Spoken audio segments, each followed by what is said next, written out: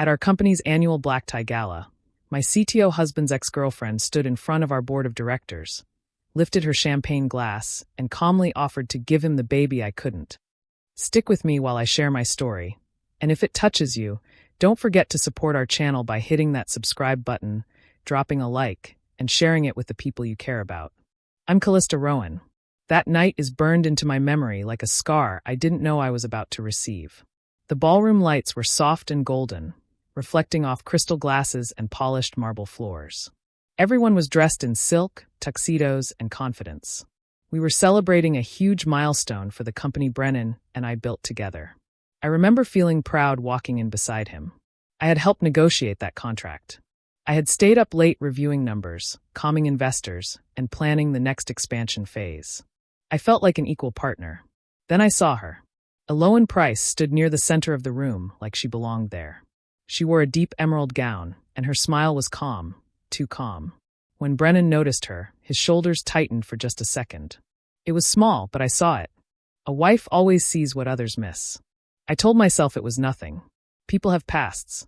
Old relationships don't mean anything. I tried to focus on the celebration. Board members were congratulating us. Investors were shaking Brennan's hand.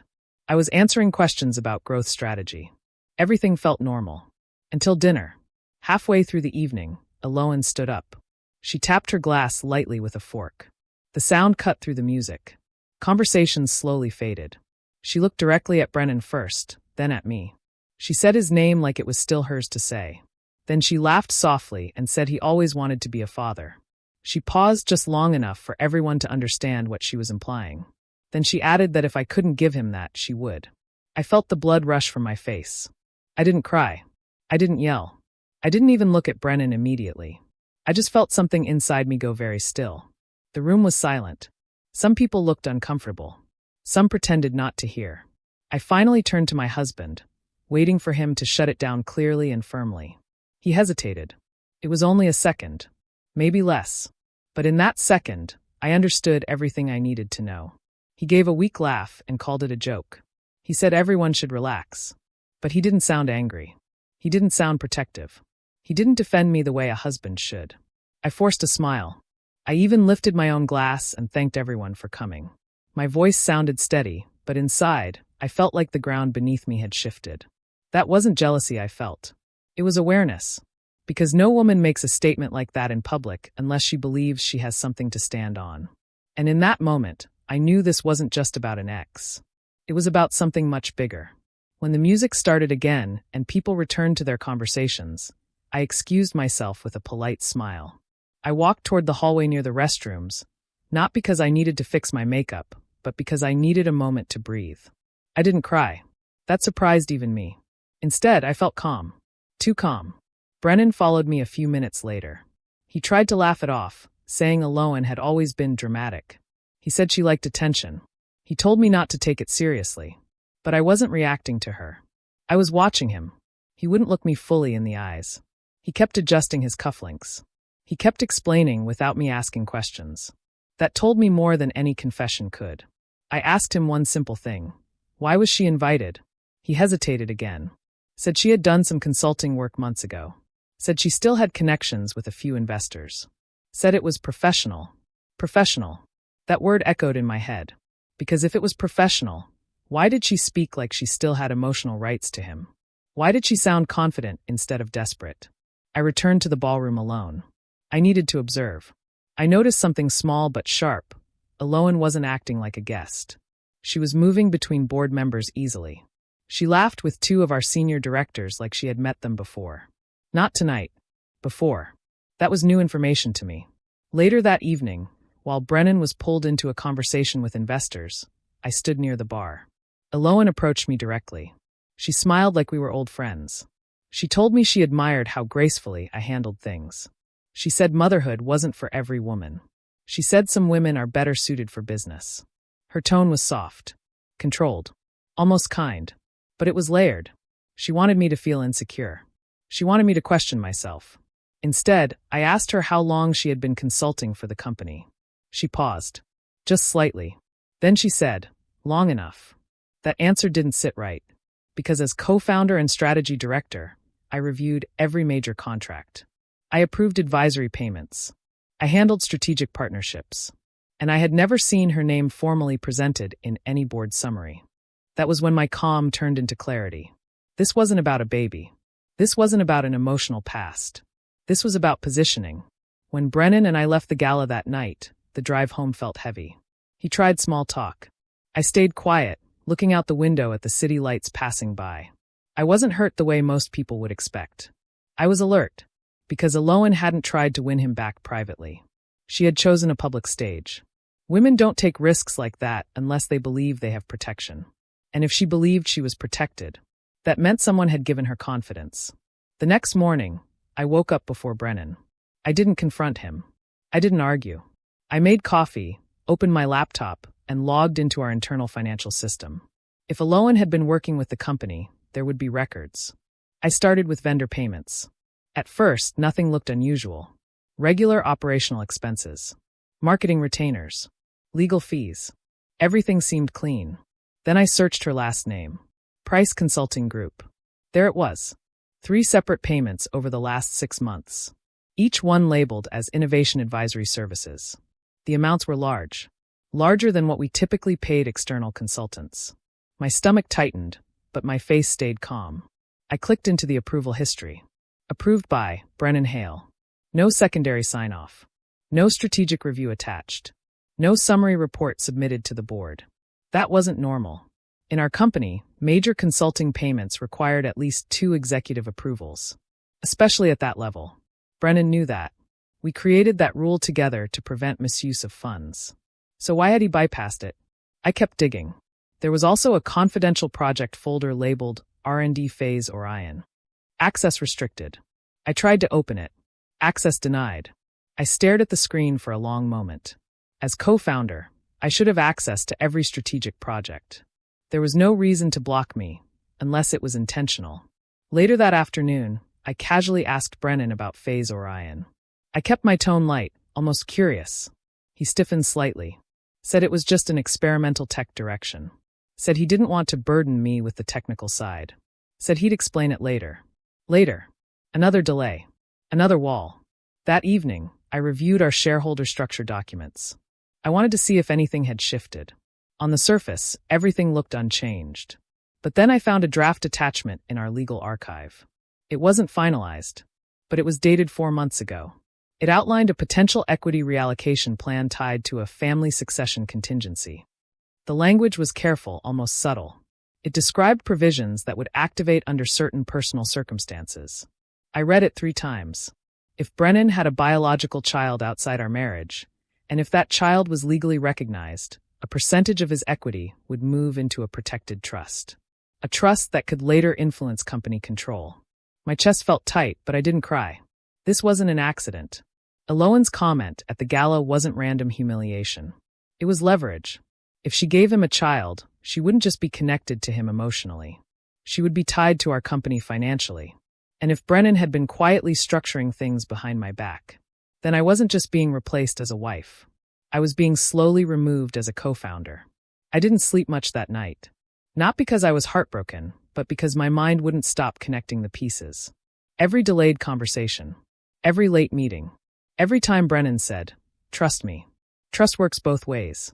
The next morning, instead of confronting him, I scheduled a private lunch with our corporate attorney, Dashiell Mercer. I told Brennan I had investor meetings. He didn't question it. Dashiell had known us since the early startup days. He helped draft our original partnership agreement. If anyone understood the structure of our company, it was him. When I placed the printed draft of the equity contingency clause in front of him, his expression changed immediately. Not shocked. Concerned. He asked where I found it. I told him it was in the legal archive, but never presented to me formally. He leaned back in his chair and explained something that made my chest feel cold. Several months ago, Brennan had requested minor bylaw adjustments. On paper, they looked technical, clarifications about succession planning, estate contingencies, voting rights in the event of incapacity. But layered inside those adjustments were triggers. Subtle ones. If Brennan legally recognized an heir, specific voting power protections could activate. It wouldn't remove me instantly. It would simply weaken my position slowly over time. Strategic erosion. Dashiell asked me one important question. Did you approve these changes? I shook my head. He went quiet for a long moment. Because under our founding agreement, major structural changes required both of our approvals. If Brennan moved forward without mine, he could be in breach of fiduciary duty. That wasn't just marital betrayal. That was corporate exposure. I felt something shift inside me again. Not anger. Not sadness. Resolve. On my way back to the office, I didn't call Brennan. I didn't text him. I didn't accuse him. Instead, I started building a file. I requested detailed transaction histories. I reviewed board minutes. I cross-checked consulting invoices against deliverables. Price Consulting Group had been paid, but there were no detailed performance reports attached. No measurable outcomes. No strategic summaries. Just large transfers approved quietly. That afternoon, Brennan walked into my office unexpectedly. He asked if everything was okay. He said I seemed distant. I looked at him carefully. This was the man I built a company with. The man I once believed would always see me as his equal. But now I could see something else. He underestimated me. He assumed I would react emotionally. He assumed I wouldn't look deeper. He assumed I would stay in the role he was slowly shrinking for me. I smiled softly and told him I was just tired from the gala. He relaxed instantly. That was his mistake. Because while he thought I was recovering from embarrassment, I was preparing for something much bigger. Over the next week, I moved carefully. I didn't change my routine. I attended meetings. I reviewed projections. I smiled during presentations. I even had dinner with Brennan twice, listening as he talked about expansion plans like nothing had shifted between us. But quietly, I was collecting evidence. The more I reviewed the numbers, the clearer the pattern became. Price Consulting Group wasn't just overpaid. The timing of the payments matched key internal restructuring conversations. Every transfer aligned with a moment when Brennan pushed for more executive control over technical divisions. It wasn't random spending. It was alignment. I requested internal emails through our compliance archive under the pretense of a quarterly audit review. In several threads, I found Brennan discussing long-term legacy planning with Aloan. The tone wasn't romantic. It was strategic. They discussed stability, succession, and ensuring continuity. Not once was my name mentioned in those conversations. That omission hurt more than anything. It wasn't that he was replacing me emotionally. He was planning a future version of the company where I simply didn't exist.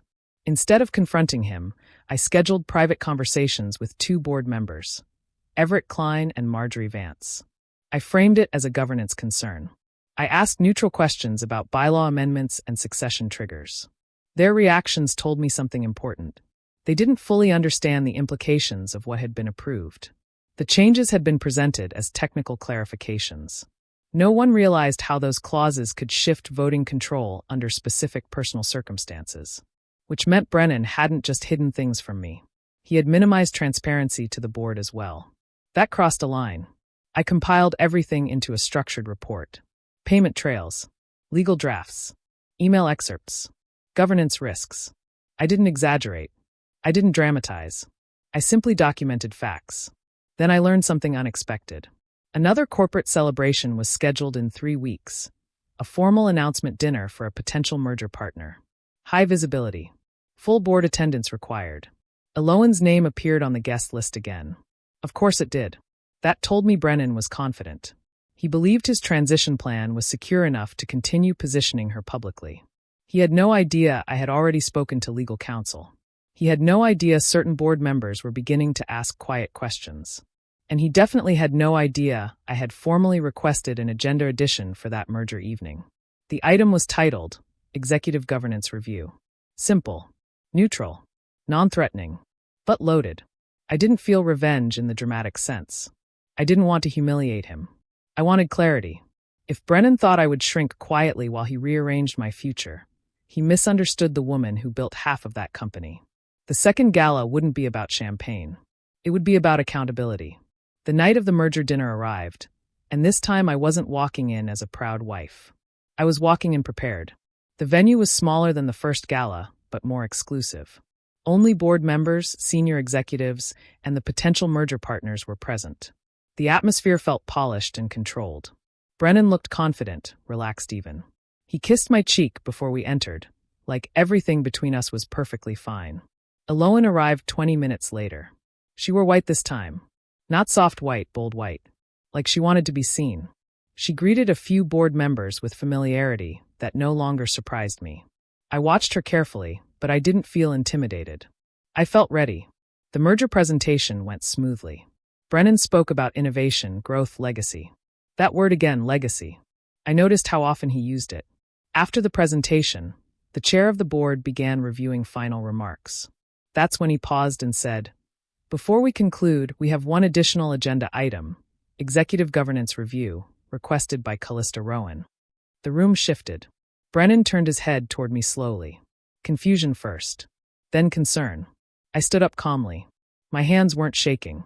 My voice was steady. I began by saying that strong companies survive because of transparency and shared accountability. I explained that during a routine internal review, I noticed several structural adjustments that required clarification. I didn't accuse. I presented. I displayed copies of the bylaw amendments. I highlighted clauses that triggered equity protections under personal succession events. I explained how those clauses could alter voting influence. Then I presented the payment records to Price Consulting Group. I outlined the amounts, the approval process, the absence of secondary executive review. The room grew very quiet. Brennan tried to interrupt once, calling it a misunderstanding. I didn't argue with him.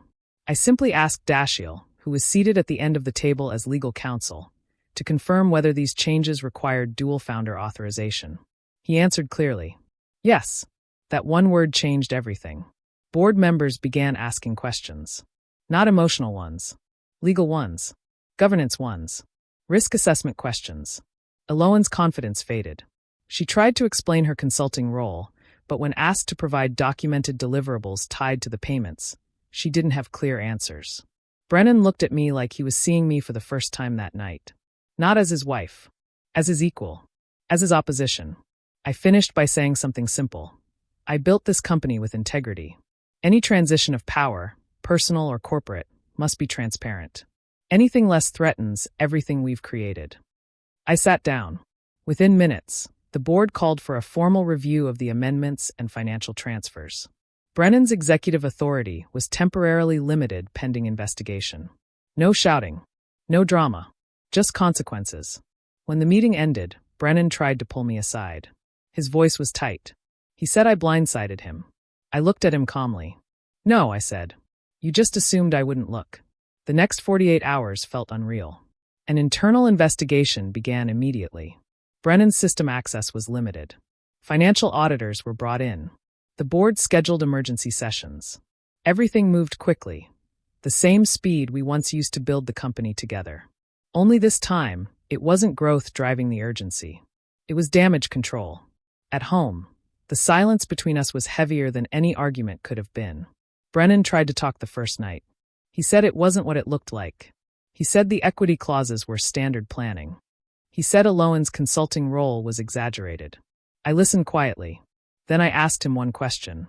"Why didn't you tell me?" He didn't answer directly. He said he didn't want to stress me. He said he thought it would be easier to handle things himself. He said he planned to explain everything eventually. Eventually. That word again. I realized something painful in that moment. The betrayal wasn't just in the legal documents or the payments. It was in the decision to slowly remove me from conversations that shaped our future. He didn't see me as his partner anymore. He saw me as someone to manage. 2 days later, the board reached a decision. Brennan would step down as CTO, pending the outcome of a full fiduciary review. Eloan's consulting contracts were terminated effective immediately. All succession-related bylaw amendments were suspended. I was asked to temporarily assume expanded executive oversight until the investigation concluded. The board chair told me privately that transparency saved the company from potential legal exposure.